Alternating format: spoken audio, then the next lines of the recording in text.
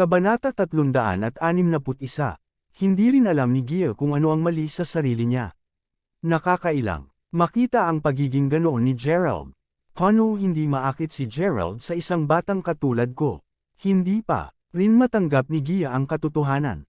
Sinadya ni Gia na i-text si Jacob na sunduin siya para lang maipakita kay Gerald na hindi siya ganoon kadali makuha. Ganyan ang mga babae. Hanggat interesado sila sa iyo, susubukan nila ang kanilang makakaya upang makuha ang iyong pansin. Gayunpaman, hindi naintindihan ni Gerald ang mga bagay na tulad nito. Nang ibalik sa kanya ni Gia ang pulse heiress, umaasa siyang pipigilan siya ni Gerald, ngunit hindi niya ginawa. Binalik pa niya ang pulse heiress, at nang si Gia ay dinampot ng ibang lalaki, wala rin siyang sinabi. Asar talaga si Gia kay Gerald. Paano pa rin niya gugustuhin na mag-dinner kasama si Jacob? Sa makatuwid, talagang nais niyang bumaba ng kotse. Napatulala si Jacob habang pinapanood si Gia na bumaba sa kanyang sasakyan at tumawag ng taxi. Naisip niya na ito ay isang bagay na sinabi niya na ikinagalit niya. Samantala, bumalik na si Gerald sa sarili niyang hostel. Nakita niya si Harper na naninigarilyo sa balkonahe habang napakamot siya ng ulo, tila medyo nababagabag, at sinamahan siya ni Benjamin. Ano ang nangyayari, Harper? Naglakad si Gerald papunta sa kanila. Oh, bumalik ka na. Tingnan, ang bagay ay, darating ang mga pagsusulit, at ang ina ni Hailey ay darating sa Mayberry. Inaasahan pa nila na bumalik ako sa kanila. Sinabi ni Hailey sa kanyang ina tungkol sa amin, at iginiit ng kanyang ina na makita ako. Panipi, ngumiti si Gerald. Hindi ba magandang bagay na makita ang mga magulang ng kasintahan mo? Dapat mong ipagdiwang. Panipi, paano ang magandang bagay na iyon? Alam ko kung ano ang ibig sabihin ni Hailey nang sabihin niyang darating na ang kanyang ina. Nais niya akong mag-ayos ng isang lugar para sa kanyang ina, at kung masaya ang kanyang ina, maaari pa rin siyang magpuri sa akin nang kaunti. Ngunit kung ang kanyang ina ay hindi masaya, baka mapunta lang tayo matapos na magtapos. Labis na naguluhan si Harper sa bagay na ito. Ngayon, ang pagiging isang relasyon ay maaaring maging matigas. Palaging sinabi ng mga tao na ang mga biyenan ay ang pinaka mahirap na mga nilalang na mangyaring, at maaaring ito ay totoong totoo. Kahit na ang pamilya ni Harper ay medyo mayaman, medyo matigas na makahanap ng kahit saan na magandang puntahan sa Mayberry. Hindi talaga alam ni Gerald kung paano siya tutulungan dahil naibenta ang Mayberry Commercial Street, at hindi na kanya ang Wayfair Mountain Entertainment. Siguro maaari niya siyang tulungan tulad ng kung paano niya tinulungan si Benjamin sa huling pagkakataon na bumisita siya. Ano ang iyong mga plano, Harper? Tanong ni Gerald. Naisip ko lang ito kasama si Benjamin.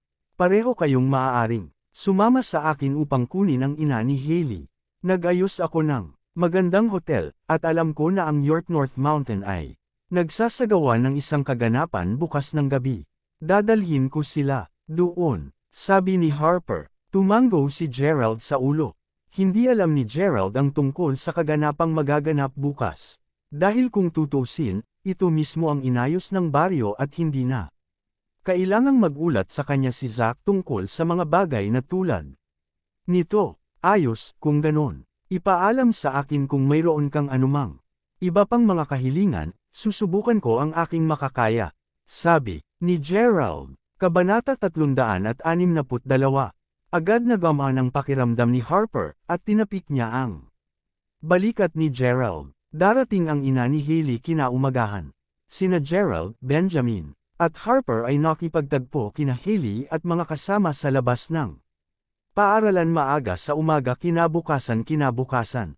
Nabanggit nga ni Harper na magiging kakaiba at mahirap kung siya at si Hailey lamang ang kukunin ang ina ni Hailey, ngunit kung mayroong isang pangkat sa kanila, mukhang mas kapana-panabik at masaya ito. Mahinang pagkabigla ni Gerald nang makita ang iba pang mga batang babae. Ang isa sa kanila ay si Alice, ang isa pa na nakatitig sa kanya ay si Jack Ellen, at may isa pang batang babae na hindi pa niya nakikita. Hoy, Harper at Gerald, may isang tao na nais kong ipakilala sa inyo. Ito ay ang aking kaklase sa high school, Mayo. Ang ina ni May ay, pupunta kasama ang aking ina, at sasamahan kami ni May. Sabi ni Hailey, napakaganda ni May. Sigurado siyang alam kung paano magbihis. Kahit hindi siya natural na kagandahan tulad ni Alice, ngunit kung ihahambing kay Jack Ellen, tiyak na mas maganda siya. Masaya akong makilala, May. Sa palagay ko nagkita na tayo dati. Panipi, sabi ni Harper. Dahan daw ang tumanggaw si May at tinanong. Paano namin pipiliin? Pareho si Hailey at ang aking ina sa paglaon. Tatawag kami ng Uber. Sagot ni Harper. Ano? Isang Uber. Wala kang sasakyan. Akala ko magiging kasintahan ko rin ang boyfriend ni Hailey. Ang minimum na kinakailangan ay magkaroon ng kotse. Saway na sabi ni May. Kahit na sina May at Hailey ay magkaibigan sa pagkabata, malinaw na hindi talaga sila nakikipag-ugnayan sa paaralan sa kung paano. Nabanggit ni Harper na minsan lang sila nagkita. Ito ay simple na wala silang pagpipilian dahil ang kanilang mga ina ay magkakasama sa pagpunta sa bayan, at kailangan nilang kunin sila ng sama-sama. Normal para sa mga batang babae na ihambing kung ano ang mayroon sila sa bawat isa, lalo na't nagmula sila sa isang maliit na lungsod upang mag-aral sa isang malaking lungsod. Sa katunayan, ang mga kasama sa bahay ni Hailey ay talagang maganda, at lalo itong nagselos kay May. Napakasungit niya sa kanyang mga sinabi. Si Harper ay hindi pa nakakabili ng kotse. Nagawa na ng boyfriend. Hindi masyadong masaya si Hailey, ngunit tinanong pa rin niya ito. Si May at Hailey ay parehong nagmula sa isang mas mataas na klase na pamilya. Sa makatuwid, walang anuman para sa kanila na ihambing sa panig pampinansyal, at si Hailey ay palaging mas mahusay sa kanyang pag-aaral kumpara sa Mayo. Ngunit ngayong nasa universidad na sila, maraming mga bagay na may kukumpara. Oo, ginawa niya isang Audi A4L lamang. Sa una, nais niyang makakuha ng isang 7 Series Porsche dahil lahat ng kanyang mga kaibigan ang nagmamaneho nito, ngunit sinabi ko sa kanya na ang isang A4L ay sapat na mabuti. Nakompromiso lang siya dahil mahal. Na mahal niya ako. Tumawid si May sa kanyang mga braso habang sumulyap kay Alice at sa iba pa, mukhang nasiyahan na siya. Si Jack Ellen at ang iba pa ay hindi talaga nagbigay ng *man. Tumango si Hailey sa ulo. Wow! Ang mga kaibigan ng iyong kasintahan ay medyo maayos na. Panipi, syempre, medyo naiiba mula sa mga kaibigan ni Harper. Huwag na nating talakayin pa ito. Sabi ni May. Katatapos lang niyang magsalita, tumingin siya sa compound ng paaralan at nagulat. Ang aking kasintahan at ang kanyang mga kaibigan ay narito. Kabanata 363. Isang puting kulay na Audi A4L ang huminto sa harap nila at gamulong sa bintana, at isang nakaistilong binata ang bumabasa. Sasakyan. Jess, dito ka na rin sa wakas. Nasaan ang mga kaibigan mo? Panipi, pinakiusapan ko muna sila na mag-book muna ng hotel. Matapos kunin si Ginang Lenny, maaari namin siyang dalhin sa hotel upang magpresko at doon mag-lunch. Pagkatapos nito, lalabas kami upang maglaro. Panipi, habang nagsasalita si Jess, napansin niya si Alice at Jack Ellen na nakatayo sa likuran ni Hailey. Hoy, maganda, taya ko kayong mga babae ay kaibigan ni Hailey. Tama ba? Kumusta na kayong mga lalaki? Tanong ni Jess. Kanina lang namin ito pinag-uusapan. Si Harper ay walang kotse, kaya balak nilang kunin ang ina ni Hailey gamit ang isang Uber. Panipi, sabi ni May, kumusta naman kayong mga batang babae na sundin ako dahil ang kotse ko ay makakapasok pa sa 3 pasahero. Pakialam na sumali. Sa amin, mga batang babae. Nagtanong lang si Jace sapagkat nahanap niya na talagang maganda sina Alice at Jack Ellen, at nais niyang aliwin sila. Gayunpaman, bago magsabi sina Hailey at ng iba pa, agad na tinanggihan ni May ang kanyang alok. Patawarin mo ako, ngunit saan makaupo ang aking ina kung puno ang kotse? At huwag kalimutan na ang aking 2 pang kasama sa kwarto ay sasali rin sa amin. Nagselos si May nang makita ang pagtingin ni Jace kay Alice at sa iba pa. Mabuti na lang, May. Kukunin namin ang Uber. Ayokong Magdulot ng kaguluhan ni Hailey. Ayos, kung ganon. Tungo muna tayo, kaya magiging mabuti kung huli na kayong huli. Pagkatapos, pupunta kaming lahat sa hotel na naibok ni Jace, at maaari kaming mag-lunch doon. Dahil maraming kami, sinasabi kong dapat nating hatiin ang bayarin. Okay lang ba yun? Sabi ni May. Oo naman. Tumango si Hailey. Hinintay ni May na dumating ang dalawa niyang kasama sa silid. Bago sila umalis. Samantala, naghintay sina Gerald at ang natitira hanggang sa dumating ang kanilang Uber at pagkatapos ay tumungo sa istasyon. Tingnan mo siya. Ipinagmamalaki lamang niya dahil ang kanyang kasintahan ay nagmamaneho ng isang Audi A4L. Hindi niya alam na, ang kailangan lang namin ay isang tawag sa telepono mula kina Alice at Silas na nandito anumang minuto. Humabol si Jack Ellen. Jack Ellen, anong pinagsasabi mo? Matagal na akong hindi nakikipag-ugnay kay Silas. Sumulyap si Alice kay Gerald habang sumasagot. Narinig ko na ang Mayberry Commercial Group ay naibenta ilang sandali pagkatapos dumating ang ama ni Silas. Ito ay isang kahihiyan na ang isang malaking kumpanya tulad na nawala sa walang oras. Gayunpaman, kung nandito si Silas, sigurado akong isasara nito sina Jace at May. Sabi ni Jack Ellen. Kung ano man ang sinabi ni Jack Ellen ay isa sa mga dahilan kung bakit hindi pinapansin ni Alice si Gerald. Alam ng lahat na ang Mayberry Commercial Group ay pagmamayari ni G. Crawford, kahit na hindi niya natitiyak kung si Gerald ay tunay na G. Crawford, talagang gusto niya ito. Maliban, pagkatapos ng nangyari sa Mayberry Commercial Group, hindi talaga naniniwala si Alice na si Gerald ay si G. Crawford, kaya't hindi talaga siya nakatuon dito. Gayunpaman, pinangalagaan ni Alice ang kanyang impression. Noong nandyan siya kay Gerald, hindi na talaga siya nakikipag-ugnay kay Silas, ngunit pagkatapos ng sinabi ni Jack Ellen, natatakot siyang baka magkaroon ng maling ideya si Gerald. Kahit na ano yon, mayaman pa rin si Gerald. Ito ay lamang nawala. Talaga siyang pakialam sa anuman, at hindi rin siya masyadong nagsasalita. Narating nilang lahat ang istasyon ng mga 10:00 ng umaga. Hoy, Ginang Ians, narinig ko mula kay May na may boyfriend din. Si Hailey, di ba? Humihingi ako ng paumanhin na hindi ko ito naitanong sa tren ngayon lang. Ano pa, ano ang ginagawa ng kanyang pamilya? Mayaman ba siya? Panipi, dalawang magagandang may bahay ang naglakad palabas ng istasyon ng tren. Pareho silang nasa maagang 40 subalit mukhang 30 taong gulang pa rin sila. Hindi rin ako sigurado. Hindi masyadong sinabi sa akin ni Hailey. At iyon ang dahilan kung bakit narito ako. Ngunit naniniwala ako na, hindi ito maaaring maging napakasama. Kung sa bagay, naging maganda talaga ang mga marka ni Hailey. Ang sabi ng nanay ni Hailey, ang ina ni May ay hindi gaanong natuwa. Kahit na ang ganda ni May. Kay Hailey, si Hailey ay talagang magaling sa kanyang pag-aaral at nagkaroon ng isang mahusay na personalidad. Si Hailey, sa katunayan, ay mas disente kaysa sa kanyang sariling anak na babae, na nangangahulugang ang kasintahan ay dapat na kasing ganda rin niya. Kabanata 364. Alam ng ina ni May na hindi ito maihahalin tulad. Tama ka, dapat mas magaling ang nobyo ni Hailey kaysa kay May. Ang aking anak na babae ay hindi may kumpara sa iyo. Ang sabi ng ina ni May. Sina May at Hailey ay naghihintay sa labas ng exit. Kumusta ang biyahe, ma'am?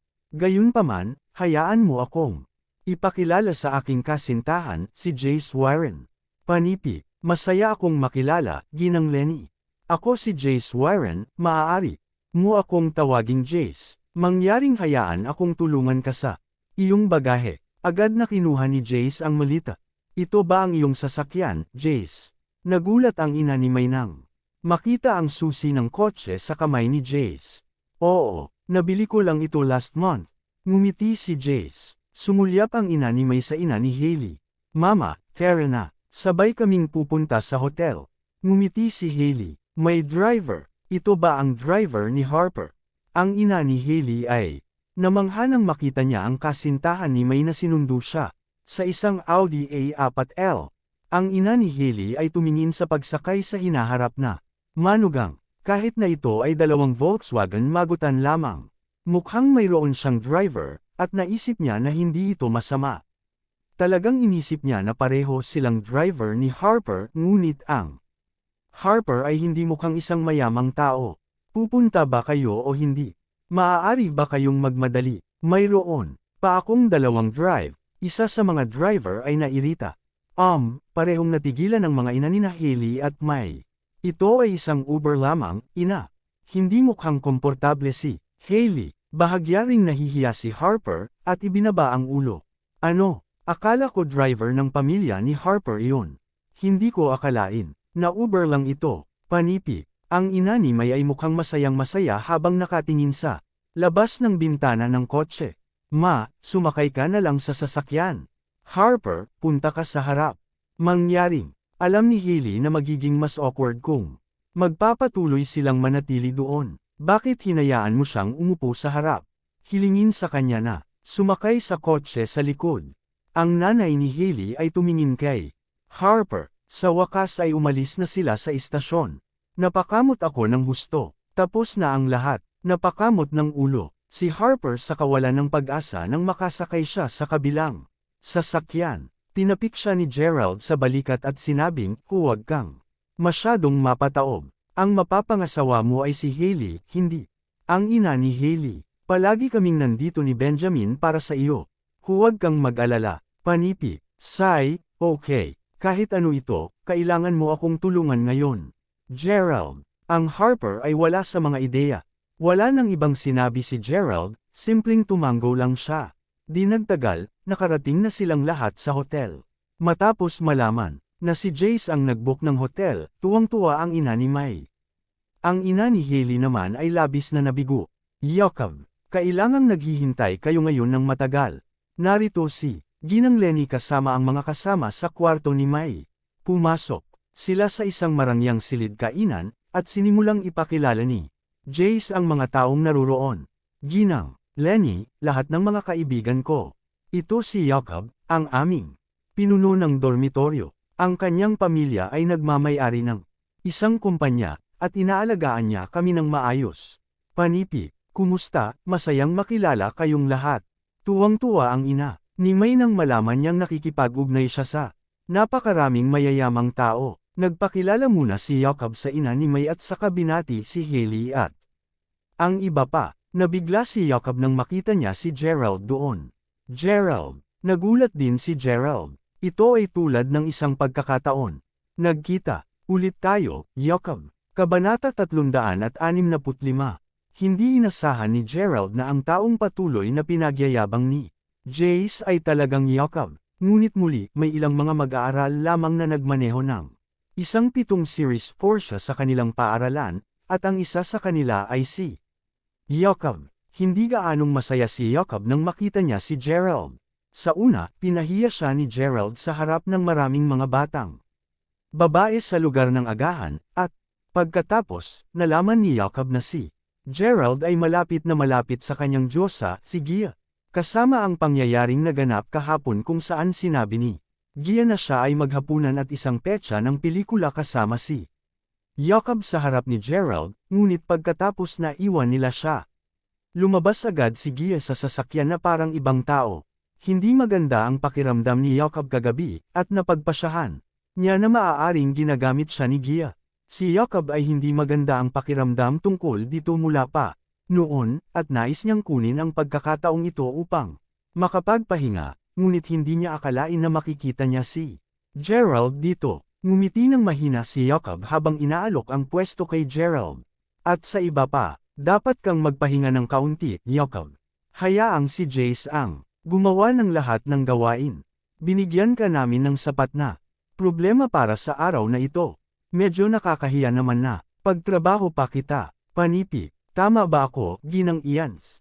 Tingnan ang mga kaibigan ni Jace. Napakahusay at mapagpakumbaba nila. Naniniwala akong napakalapit nila ni Jace. Huwag kang mag-alala tungkol sa mga bayarin, okay. Si Jace at May ay maaaring gumawa ng gawa. Panipi, pinupuri ng ina ni May si Yakab at kausap ng sabay sa ina ni Hailey. Gayunpaman, ang ina ni Hailey ay hindi nagsalita kahit isang salita. Siya ay nababagabag mula sa simula. Parehong ang pamilya ni Hailey at May ay gumagawa ng pantay na pagmultahin sa kanilang lungsod. Sa katunayan, si Hailey ay gumagawa ng kahit na mas mahusay kaysa sa Mayo. Sa makatuwid, ang ina ni Hailey ay dumating dito ng buong pagmamalaki. Naisip niya na ang kanyang magiging manugang ay magdadala ng kanyang sariling personal na driver upang kunin siya, at ang ina ni May ay inggit na inggit sa kanyang magiging manugang. Gayunpaman, ang lahat ay hindi napunta sa plano niya. Talagang, nais ng ina ni Hailey na maghukay ng butas at magtago. Ang Harper ay hindi may kumpara kay Jace, at maging ang kanilang bilog sa lipunan ay ganap na naiiba. Napakalaking deal na ni Jacob, habang ang mga kaibigan ni Harper sa kabilang banda ay sina Benjamin at Gerald. Si Benjamin ay mukhang disente sa kanyang baso at lahat, ngunit literal na parang isang biro si Gerald. Labis na nabigo ang ina ni Hailey. Bigla, nagsalita si Jacob, huwag mag-alala tungkol sa pera, Ginang Ians at Ginang Lenny. Hahawakan namin ito, at basta masaya kayong dalawa, hindi ko alintana na bayaran ang lahat. Panipi, si Jacob ay kailangang kumilos tulad ng isang ginoo dahil kung tutuusin, mayroong dalawang magagandang batang babae sa paligid. Ay hindi ito tama, Jacob. Kahit nababayaran ni Jace ang lahat, hindi magiging masaya rito si Harper. Tama ba ako, Harper? Panipi, tumingin kay Harper ang ina ni May. Oo, dapat nating hatiin ang singil. Tumango si Harper sa kanyang ulo. Ang paghati sa singil ay mabuting tunog. Gusto kong subukan ang pinakamahusay na pinggan ni Mayberry. Kaagad na nag-order ang ina ni May ng ilang piratang pinggan at pagkatapos ay tinanong ang ina ni Hailey na mag-order din. Mas maraming pinggan ang in-order ng ina ni Hailey kaysa sa ina ni May. Lahat ng nasa mesa ay halos $5,000 at nagsimulang mag-alala. Dito si Harper. Alam ni Gerald ang tungkol sa kanyang sitwasyon at sa gayon, tahimik niyang inilipat ang $2,000 sa account ni Harper at sinabi sa kanya na huwag mag-alala tungkol dito. Nang mailipat niya ang pera sa Harper, napagtanto niya na pinapanood siya nina Alice at Jack Ellen, at pareho silang nakatingin sa kanya sa gulat. Si Alice at Jack Ellen ay nagmamasid sa kanya ng tahimik sa lahat ng ito. Kabanata 366. Bago nila makita ang dami ng pera sa kanyang bank account, alam na nila na hindi siya isang ordinaryong tao, at tulad ng nahulaan nila. Siya ay talagang sobrang yaman. Wala pa silang katibayan hanggang ngayon. Nakita nila siya na inililipat ang pera sa Harper, ngunit hindi pa nila masabi kung magkano ang natirang pera sa kanyang account dahil maraming mga numero. Girls, ano ang gusto ninyong dalawa? Gusto mo ba ng alak? Iniutos ko ito para lamang sa mga kababaihan, at huwag mag-alala. Maibabalik ko sa iyo ang mga babae sa ibang pagkakataon. Panipi, tumingin si Jacob kina Alice at Jack Ellen. Naniniwala siya na alam nila na siya ay dakila. Gayunpaman, agad na tinanggihan nina Alice at Jack Ellen ang kanyang alok. Ayos lang, mabuti tayo. Panipi. Tumingin kaagad si Alice kay Gerald at sinabi, Gerald, anong gusto mong magkaroon? Hayaan mo akong kunin para sa iyo. Panipi, naguluhan at natulala si Jacob. Bakit ang ganda ng pakikitungo ng kanyang Diyosa kay Gerald?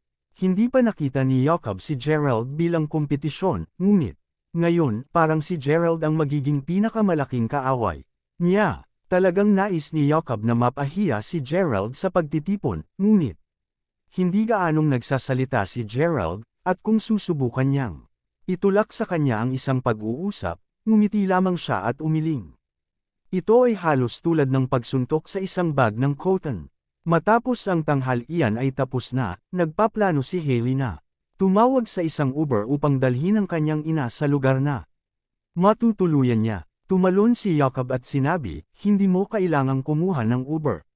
Lahat kami ay nagmaneho dito. Ipaalam lamang sa amin kung saan nanatili si Ginang Lenny at maaari ka naming ihatid lahat doon. Sabay tayo sa car park. Panipi, kayong mga batang babae ay maaaring sumakay sa aking kotse. Ang kotse ko ay malaki at komportable. Inanyayahan ni Jacob sina Alice at Jack Ellen. Walang imak na sinabi ang mga batang babae. Nang marating nila ang paradahan ng kotse, inilabas ni Jacob ang kanyang susi ng kotse at in-unlock ang kanyang kotse. Sumakay siya sa sasakyan at pinaandar ang makina. Nang malapit na siyang humimok, sinabi ng isa sa kanyang mga kaibigan, Jacob, dapat kang mag-ingat. Masyadong malapit ang sasakyan sa tabi mo. Panipi, ano ngayon? Ito ay isang Fidian lamang. Panipi, nais ni Jacob na magpakabagal sa una, ngunit pagkatapos ng sinabi ng kanyang kaibigan, naramdaman niya ang pangangailangan upang mas mabilis. Bang! Naramdaman ni Jacob ang epekto. Ang likuran ng kanyang sasakyan ay nakabangga sa katabing kotse, at ito ay isang masamang pagbangga. F***. Si Jacob ay tumama sa kanyang manibela sa pagkabigo at lumabas ng kanyang sasakyan. Ano ang gagawin natin ngayon, Jacob? Kinabahan si Jace, ngunit walang pakialam si Jacob. Bakit ka takot sa F***? Tawagan lang ang may-ari, at babayaran namin siya ng ilang libo. Panipi, hindi, Jacob. Tingnan ang kotse, sa tingin ko hindi ito isang Fidian. Sa tingin ko ito ay isang Phaeton. Panipi, ano? Kinakabahan din si Jacob. Karaniwang nagkakahalaga lamang ang Fidian ng halos $4,000, ngunit ang isang Phaeton ay madaling umakyat ng hanggang sa $20,000. At ang kotseng iyon ay talagang isang Phaeton na hindi na ipinagpatuloy. Kabanata 367. Ano ngayon? Si Jacob ay takot na takot. Siya ay kumuha ng isang mabilis na sulyap sa Volkswagen ngayon. Lamang at hindi masyadong napansin ito dahil ang mas mahusay na Volkswagens ay karaniwang nagkakahalaga lamang ng halos $5,000. Gayunpaman, lubos nilang nakalimutan ang tungkol sa napaka-underrated na Phaeton. O hindi, gaano karaming pera ang babayaran mo para sa kabayaran? Ang Phaeton ay nawala sa anyo. Maging ang ina ni May ay nag-alala din dito. Jacob, bakit hindi mo agad tawagan ang may-ari at pag-usapan ang mga bagay? Kung hindi man, maaari mo lamang hilingin kay G. Lincoln na ayusin ito para sa iyo. Iminungkahi ng kaibigan ni Jacob. F***it, man. Kinatok ko siya, pero ano? Sino ang nagtanong sa kanya na ay parada ng napakalapit sa akin? Ito ay isang $20,000 lamang na Phaeton. Sa tingin mo hindi ko kayang bayaran. 7 series lang ang binili ko para lang sumama sa aking internship. Galit si Jacob. Gayunpaman, tinawag niya ang may-ari upang ayusin ang bagay na ito. Maya-maya, isang lalaking nakasuot ng baso ang lumabas kasama ang isang babae. Para silang mag-asawa, kinatok mo ang kotse ko. Ang sabi ng lalaki. Sa kaibuturan, iniisip ni Jacob na ang taong ito ay hindi mukhang mabangis sa lahat. Sa katunayan, mukhang hindi niya nakita ang marami sa mundo, at parang gamaan ang pakiramdam ni Jacob. Naniniwala siya na ang taong ito ay nagmula sa isang maliit na nayon at nagswerte dahil dito ay bibili ng isang magarbong kotse. Upang magpakita lamang, kung ang ibang partido ay nasa hustong gulang, maaaring siya ay naging mas magalang, ngunit hindi. F***sting blind ka ba o ano? Hindi mo ba nakita ang sasakyan ko? Doon. Bakit mo na-park ang sasakyan mo sa aking sasakyan? Sasabihin mo sa akin, paano natin ito maaayos? Panipi. Inikot ni Jacob ang kanyang manggas at lumakad papunta sa lalaki. Habang si Jace at isa pang kaibigan ay umakyat din sa kanya. Ang batang babae sa tabi niya ay kaagad na nagsabi, malinaw na. Kayo ang kumatok sa aming sasakyan. Kailangan mo itong ayusin. Panipi, tama iyan. Kailangan mong ayusin ang aking sasakyan. Ang sabi ng lalaki, anong ibig mong sabihin? Hinahadlangan ng iyong sasakyan ang minahan, kaya bakit ko dapat ayusin ang iyong man na kotse? Panipi, sinipa ni Jacob ang lalaki sa kanyang tiyan at itinuro mismo sa kanyang ilong. Hindi mo ba alam kung sino ako? Bigyan mo ako ng iyong F***sting address, maliit na tao. Banta sa kanila ni Jacob. Agad na hinawakan ng lalaki ang kanyang tiyan at hindi na umimik. Wow, Jacob, ang astig mo talaga. Humanga ang ina ni May. Normal lang yan. Ang pamilya ni Jacob ay mayaman at makapangyarihan. Mayabang na sinabi ni Jace.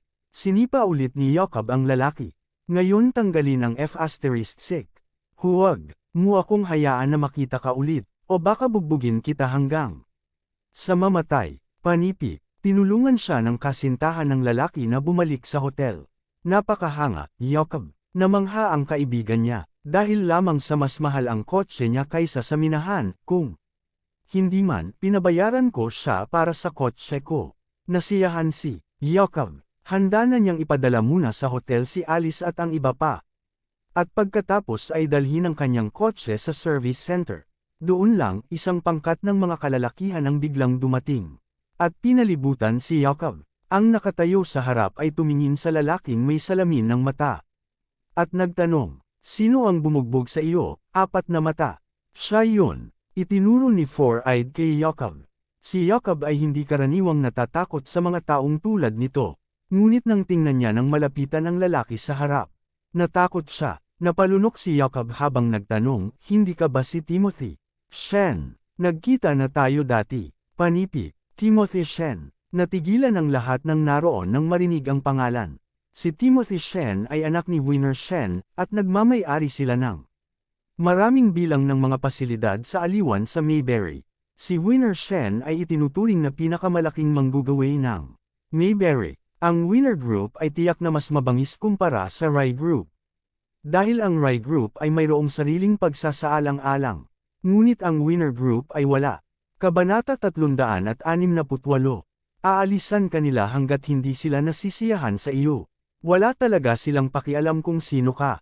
Tungkol naman sa pangalan ni Timothy, narinig ng lahat ang tungkol sa kanya. Nag-aral siya sa Mayberry University at sobrang fierce. May isang tao na nerbiyos sa kanyang nerbiyos kanina, at nagdala siya ng isang pangkat ng mga tao sa bahay ng taong iyon at ginulo siya. Si Jacob ay ganap na walang maihambing kay Timothy, at siya ay natakot. Ano ang nangyayari sa iyo ng F***? Kumatok ka sa kotse ni Four-Eyed at binugbog mo pa siya. Wala ka na talaga sa iyong F***ing mind, bro. Huwag isiping makakalayo ka ng ganun lang. Ipaliwanag ang iyong sarili o hindi ka pupunta saan man ngayon. Nginisyo ni Timothy. Nanginginig si Jacob. Agad niyang sinampal ang sarili at ipinaliwanag, isang hindi pagkakaintindihan lang, Timothy. Ang lahat ay hindi pagkakaintindihan lamang. Panipi, hindi pagkakaunawaan. Okay, dahil ito ang isa sa mga hotel ng aking tiyuhin, sundan ako sa isa sa mga silid, at maaari naming ayusin ang hindi pagkakaunawaan na ito doon. Matapos ang sinabi ni Timothy, 2 matapang na lalaki ang lumapit kay Jacob at sinalo siya sa balikat. 4 na mata, may iba bang hinawakan ka? Tanong ni Timothy. Hindi, siya lang. Pagkatapos ay umalis si Timothy kasama si Jacob, na takot sa kanyang buhay. Si Timothy na ito ay tila hindi isang mabuting tao. Sino siya? Takot, na tanong ng ina ni May. Siyempre hindi siya mabuting tao. Mas mabangis pa ang kanyang ama. 2 taon na ang nakakalipas, pinilit pa ni Timothy ang isang artista na lumabas kasama niya.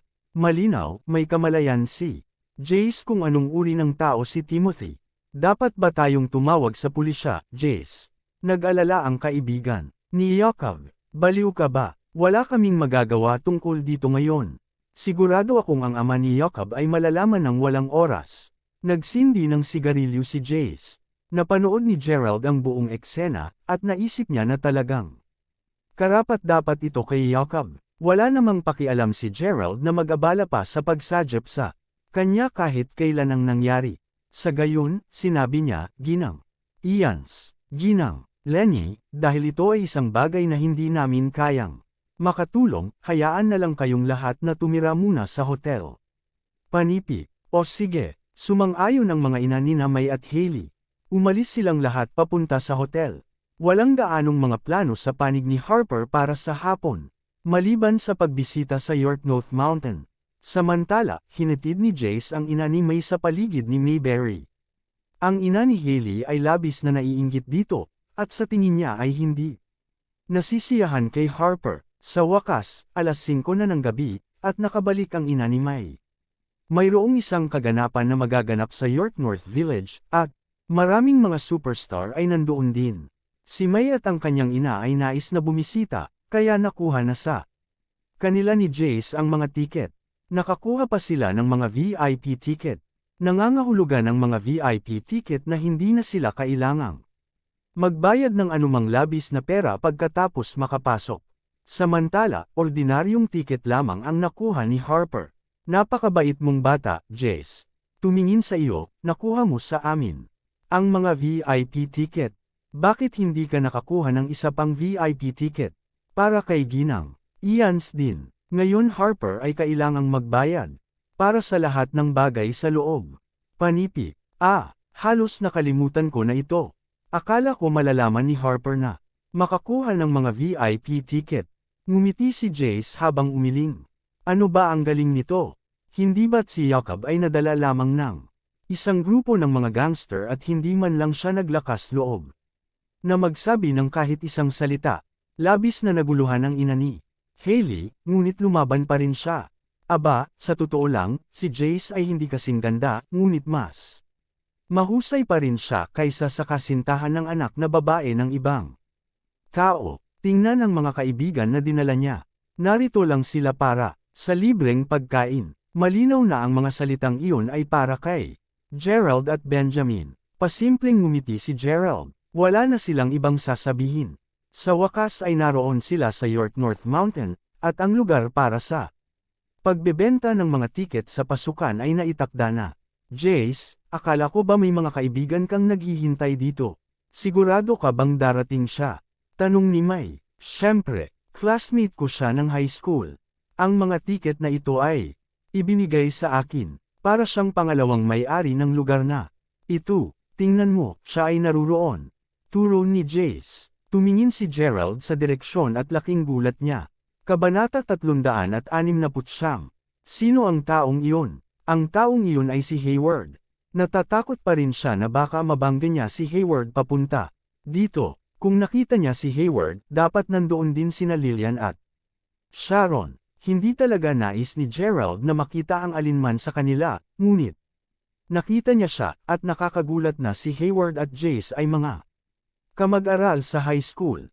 Hoy, Jace, naghihintay ako. Mayabang nabati sa kanila ni Hayward. Tiwala siyang kumpiyansa dahil kung tutuusin, siya ang host ng buong kaganapan sa ngayon. Oo, mayroong isang medyo masamang jam sa labas. Gayunpaman, hayaan mong ipakilala ko sa iyo ang aking kasintahan, May, at iyon ang ina ni May, Ginang Lenny. Ang mga nandoon ay mga kaibigan ni May. Nagsama kaming lahat, sabi ni Jace. Kasama ni Hayward ang ilang iba pang mga kabataang lalaki at kababaihan na kasama rin sina Sharon at Lillian. Ipinakilala din ni Hayward ang kanyang mga kaibigan kay Jace. Ito si Hayward, at ang kanyang pamilya ay nagmamay-ari ng 3 bahay dito, naiinggit na sabi ni Jace. Matapos ang pagpapakilala, natigilan si May at ang kanyang ina. Alam nila na ang York North Mountain ay bubuo sa isang malaking sentro ng libangan. Pinaplano pa nilang palawakin ang lugar ng turista at magtayo ng maraming mga pag-aari dito. Ang lugar na ito ay magiging isang tanyag na lugar sa hinaharap, at ang Hayward na ito ay nagmamay-ari ng 3 mga pag-aari dito. Ito ay sapat na upang mapanatili siyang napanatili ang kanyang buong buhay. Labis ang paghanga ng ina ni May. Napasobrahan iyan. Kung tutuusin, si G. Crawford ang nagpasya na manguhunan sa lupaing ito. Siya ang bida sa kwentong ito. Panipi, magalang na sabi ni Hayward. Ginoo Crawford, sino itong G. Crawford? Narinig kong ipinagbili niya ang buong kumpanya, at ngayon, nagtatayo siya ng isang bagong libangan. Sabi ni May, mula nang makasama niya si Jace, nagbabasa na siya ng balita tungkol sa mayaman at mayaman. Ang paksang ito ay matagumpay na nakuha ang pansin ni Alice at Jack Ellen. Parehas nilang nakita ang balita, at maraming uri ng haka-haka sa internet. Sino itong G. Crawford? May, talaga bang napakahusay niya? Panipi, tuwang-tuwa ang ina ni May. Aba, dati siya. Gayunpaman, ang kanyang kumpanya ay naalis na. Kaya't hindi na gaanong marami. Sabi ni May, bahagya na hindi nakaimik si Hayward dito. Huwag makinig sa chismis sa online. Isipin lamang ang tungkol sa pera ng taong ito, si G. Crawford, na namuhunan. Binili niya ang buong bundok ng halos 6 na milyon, at maglalagay siya ng mas maraming pera sa hinaharap. Panipi, nagulat ang lahat ng marinig ito. Sa makatuwid, kapag pinag-usapan ng mga tao ang bulong-bulungan ni G. Crawford sa online, napapailing lang kami. Humalukip-kap si Lillian at ngumiti.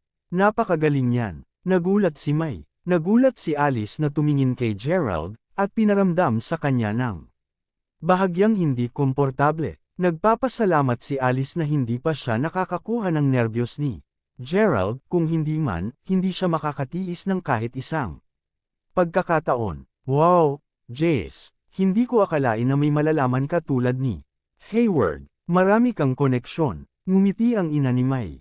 Ayos lang. Sumakay tayo sa pamamasyal na kotse sa ngayon. Ilan sa atin ang narito. Sa palagay ko kailangan natin ng mas malaking kotse, sabi ni Hayward. Pagkatapos ay tumingin siya sa tagiliran ni Harper at nagulat nang makita si Gerald. *man, Gerald. Nagulat sina Lillian at Sharon nang makita din siya. Ang huling pagkakataon na nakita nila siya ay noong lahat sila ay naaresto dahil sa away nina Hayward at Murphy, at si Gerald ay nakapiyansa. Kabanata 370. Napaka-curious nila lahat kung sino si Gerald na ito. Talagang inaasahan nina Sharon at Lillian na hindi siya isang dakilang tao. Gerald, nandito ka. Parehas silang nagtonelada ng bati kay Gerald. Hayward, kilala mo siya? Tanong ni Jace. Oo, ngunit kwento iyon para sa susunod. Pakawalan mo muna ako. Sa amin ng pamamasyal na kotse.